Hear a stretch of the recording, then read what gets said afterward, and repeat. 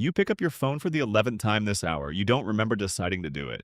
Your thumb just moved. Your eyes dropped to the screen before your mind caught up. You call it boredom or habit, but the real answer is far stranger. It reaches back nearly 3 million years to a brain that has no idea what a notification even is. Strip away the glass and the icons, and what's left is an old behavior in new clothes. Your ancestors didn't check phones, they checked horizons. Every few minutes, without deciding to, they glanced toward the tree line, the ridge, the river. Why would a brain bother doing that all day, every day? Because the ones who didn't were eaten. The ones who did survived long enough to raise children who did the same thing.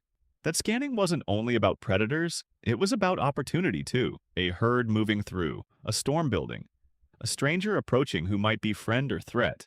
The information arrived unpredictably, and a brain that kept checking lived longer than one that didn't. In the 1990s, neuroscientist Wolfram Schultz recorded dopamine neurons in monkeys while teaching them that a light meant a reward was coming.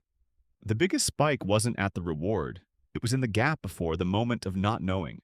Certainty barely moved the needle. Uncertainty lit the brain on fire. Decades earlier, B.F. Skinner had found the same truth from another angle. He rewarded pigeons for pecking a lever, but only at random intervals. Pigeons on a predictable schedule slowed down. Pigeons on an unpredictable one pecked almost without stopping, long after the food ran out. He'd built one of the most relentless reward patterns in nature. He just hadn't called it a phone yet. Here's the stranger part. Your phone isn't just rewarding. It's unpredictably social, and to a human brain, social information was never optional. The anthropologist Robin Dunbar found that human brains grew large not for tools or hunting, but for tracking who was trustworthy, who had argued with whom, who might help, and who might betray. That tracking shaped the size of the human brain itself. Now look at what's in your pocket. A notification is a flicker of uncertain social information. A like is a small signal about your standing in a tribe you can't see. A message preview is a half-glimpsed face in the grass. Good news? Bad news? Your nervous system can't tell the difference between a tribe of 40 around a fire and a feed of 400 million strangers. It only knows the pattern. Unpredictable reward, social stakes, check again. This is where most people get it backward. The urge to check doesn't mean something is wrong with you. It means the system is working exactly as designed.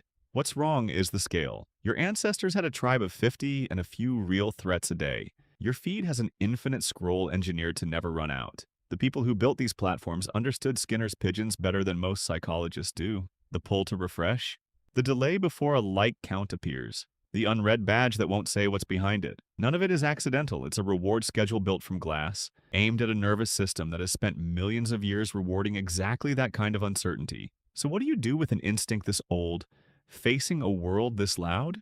You don't fight it directly. You feed it a different kind of uncertainty on purpose. A walk where you don't know what you'll notice. A conversation where you don't know how it ends. A book whose next page is still genuinely unknown. The same hunger that drags your thumb to the screen can be pointed at something that actually feeds a tribe-sized brain instead of starving it. You're not broken. You're carrying a perfectly good survival instinct with no savanna left to patrol, so it patrols the only horizon you've given it. A 6-inch screen lit up in the dark, promising that something, somewhere, might matter. So the next time your thumb moves before you've decided anything, pause for 1 second. It isn't boredom, it isn't weakness, it's an ancestor inside you, still scanning the horizon, still checking. Except this time, you get to choose what's actually worth checking for.